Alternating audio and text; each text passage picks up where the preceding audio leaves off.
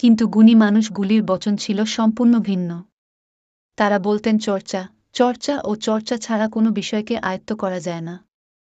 কে শুনে কার কথা নিজের ইচ্ছার কাছে সমস্ত বিষয়গুলিকে বলি দিয়ে বর্তমানে মানবেতর জীবনযাপন করছি।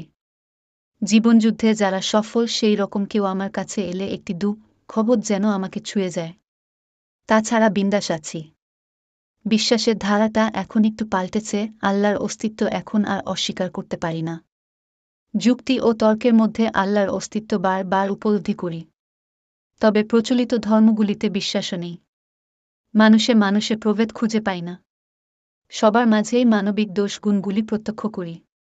তাই ধর্ম দিয়ে মানুষকে ভাগ করাকে নিরর্থক মনে হয়।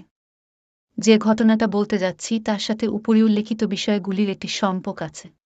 বিধায় বলতে হলো। আমার এক বন্ধু, নাম ধরুন রফিক, ক্লাস 5 থেকেই বন্ধুত্ব, বছর 2 হলো। ওর